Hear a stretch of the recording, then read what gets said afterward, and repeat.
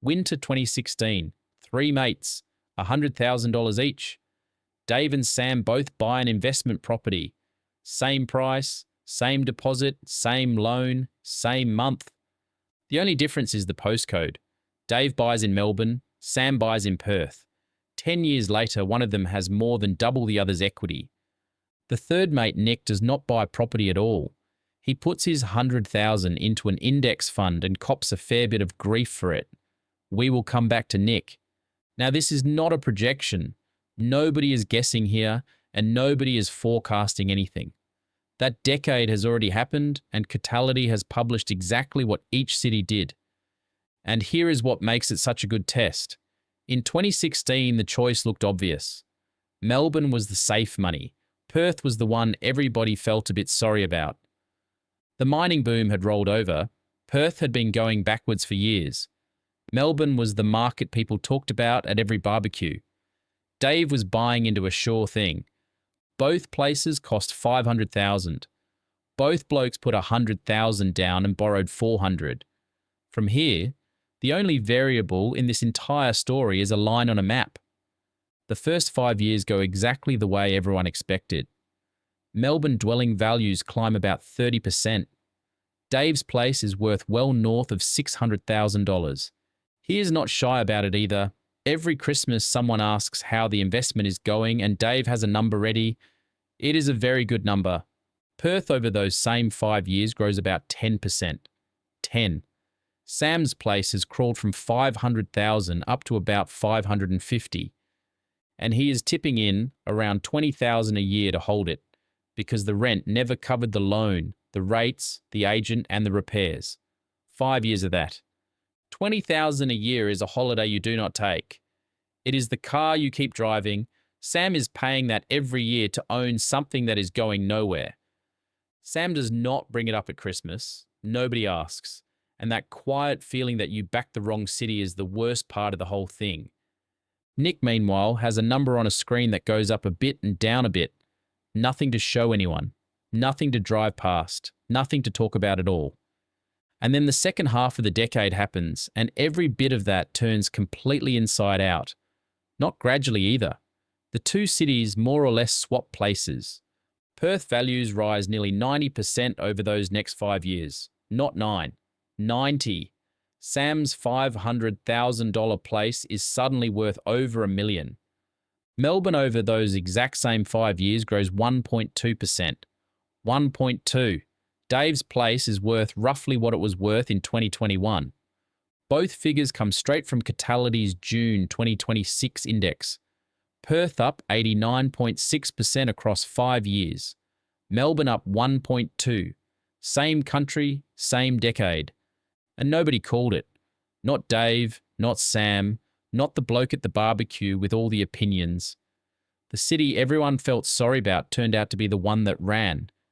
So let us put the real numbers on the table, 10 years on, because this is the part that reframes the whole property versus shares argument Australians have been having for decades. Sam's place in Perth is worth about $1,050,000. He has paid the loan down to roughly $325,000. That leaves him sitting on around $720,000 of equity, built off a $100,000 deposit in the city everybody had written off. Dave's place in Melbourne is worth about $660,000. Same loan paid down by the same amount, which leaves him roughly $335,000. Same money in, same year, same asset, same strategy, and a gap of nearly $400,000 between two blokes who did the identical thing. Now Nick, and this is where it gets interesting, his $100,000 sitting in that index fund untouched is worth about $220,000 today, which sounds like he lost to both of them, except Nick never had to tip in $20,000 a year. Dave and Sam both did, every year, for 10 straight years. So give Nick that same $20,000 a year into the same fund, so all three have the same money out of pocket. He finishes on about $515,000, which puts Nick second, comfortably ahead of Dave, comfortably behind Sam.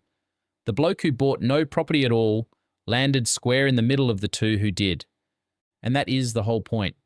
The gap between Dave and Sam is bigger than the gap between shares and either of them. Property versus shares was never the real variable. The postcode was. Two men made the same decision in the same month with the same money and finished a decade apart. Picking wrong inside an asset class cost Dave $400,000. There is one more difference worth understanding, and it explains why Nick's decade felt so different from theirs. A property is a growth asset. The rent is not really the point. You hold on and you get paid at the end when you sell. That is the deal. Sam waited 10 years and fed it the whole way to reach that 700 grand. Australian shares work the other way round. The ASX is an income market. Banks, miners, insurers, supermarkets, paying out a big share of their profits as dividends. Yields on ASX 200 funds have recently sat around 3.5%, and franking credits push that higher again. Nick got paid the whole way through. With property, the growth is the point and the income is the consolation. With Australian shares, the income is the point and the growth is the bonus. Two different machines. And the rules just changed again. From July 2027, that $20,000 a year shortfall can no longer be claimed against your wages on an established home. The 50% capital gains discount is going as well.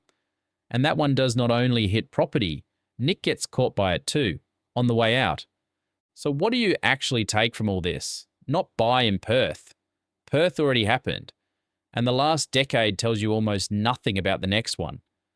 The honest lesson is smaller and far more useful. Every version of this argument assumes you will pick the right one. Dave was certain he had. He was wrong for 10 years. The people who did best across that decade were not the ones who picked correctly.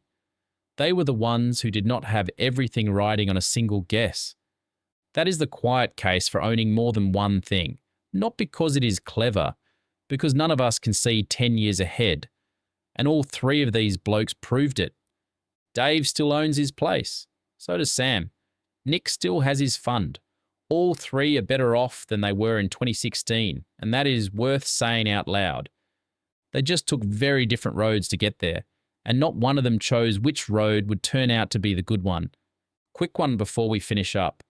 Everything here is general information only. It is not financial, legal, or professional advice. For your own situation, it is worth getting independent advice that actually fits you.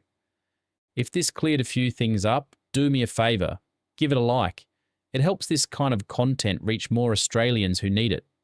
Subscribe and turn on notifications so the next one finds you. See you in the next one.